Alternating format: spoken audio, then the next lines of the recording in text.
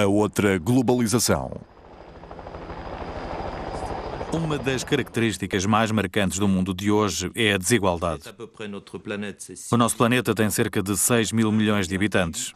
1.000 milhões vivem em condições boas e os outros 5 passam necessidades.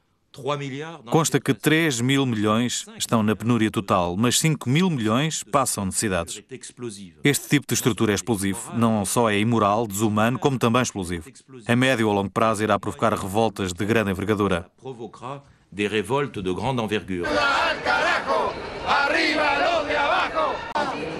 Ce n'est pas normal que la mondialisation soit... Não é normal que a globalização se restrinja ao capital, ao mercado e que não beneficie toda a humanidade. qui bénéficie à l'ensemble de l'humanité. Et à cet égard, Então creio que alguns mecanismos, incluindo a taxa Tobin de que falámos, permitiriam uma melhor distribuição das riquezas, de forma a criar uma humanidade mais solidária. une humanité plus solidaire. Nos países do Sul, o aumento da pobreza está intimamente ligado ao fardo de dívida. Esta questão esteve no centro dos debates na primeira Conferência Europeia sobre o Desenvolvimento. Para os países pobres, o peso da dívida hipoteca qualquer perspectiva de desenvolvimento. Até ao final dos anos 70, os países do Norte e as instituições financeiras internacionais concederam muitos empréstimos aos países do Terceiro Mundo, ignorando muitas vezes os problemas de corrupção e desbanjamento. É que, por detrás do objetivo pretendido de favorecer o desenvolvimento destes países, escondiam-se igualmente motivos estratégicos.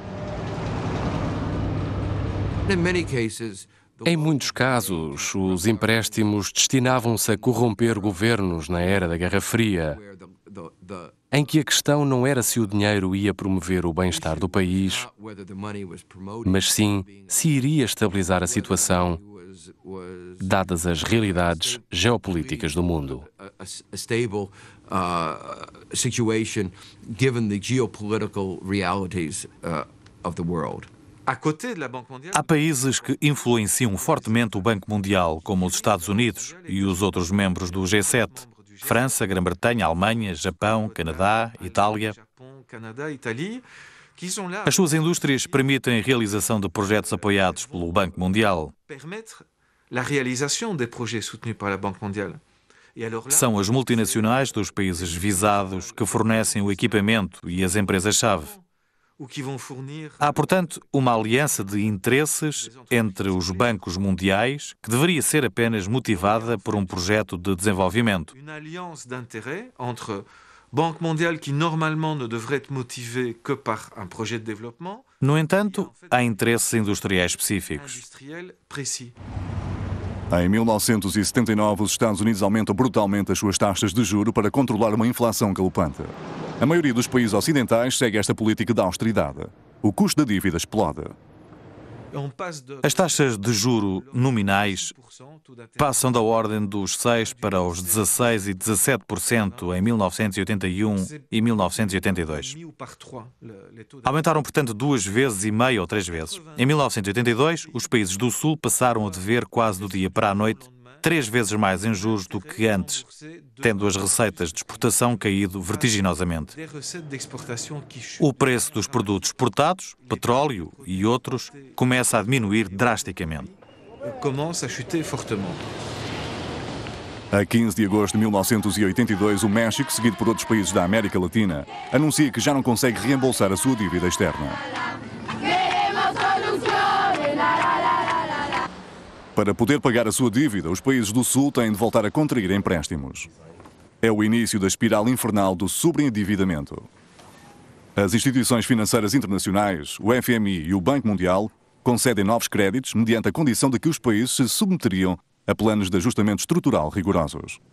No programa constavam a liberalização da economia, a abertura ao mercado mundial e cortes drásticos na despesa pública. Se met alors là en place Tem então início um sistema de apropriação de riquezas produzidas pelas populações do Sul em benefício de toda uma série de instituições privadas e públicas do Norte privé que obrigam ao pagamento regular do empréstimo, payer le mesmo que seja com atrasos. même s'il y a des retards. Quando isso acontece, estas instituições cobram prémios de risco. Há, portanto, atrasos sobre os quais se cobram taxas de juro e também o pagamento regular do empréstimo, o que prefaz uma quantia muito significativa. No ano passado, rondava os 250 mil milhões de dólares. O terceiro mundo reembolsou 250 mil milhões de dólares, apesar de apenas ter recebido 32 mil milhões em auxílio público. Impõe-se uma questão. Será que os países do Norte ajudam mesmo as populações do Sul? A dívida dos países em vias de desenvolvimento eleva-se hoje a quase 2.500 mil milhões de dólares, 4 vezes mais do que no início dos anos 80.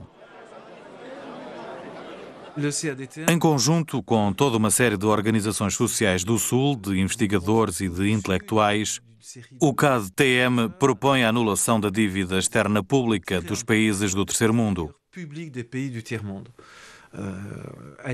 Esta já foi paga várias vezes. Não passa de um mecanismo de transferência de riquezas do Sul para o Norte. O montante total desta dívida não representa mais do que 10% do conjunto das dívidas mundiais. Portanto, justifica-se uma anulação da dívida do ponto de vista ético e moral.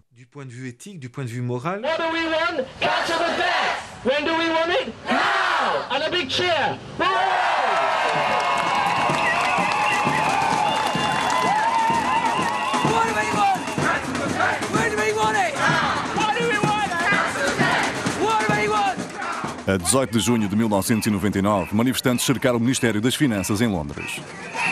Reclamavam a anulação total da dívida dos países mais pobres. É o slogan da campanha Jubileu 2000, apoiada por centenas de associações de todo o mundo.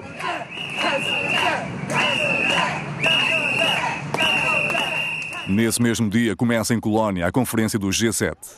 Os 7 países mais industrializados do mundo anunciam que vão perdoar 70 mil milhões de dólares da dívida de cerca de 4 dezenas de países pobres, fortemente endividados.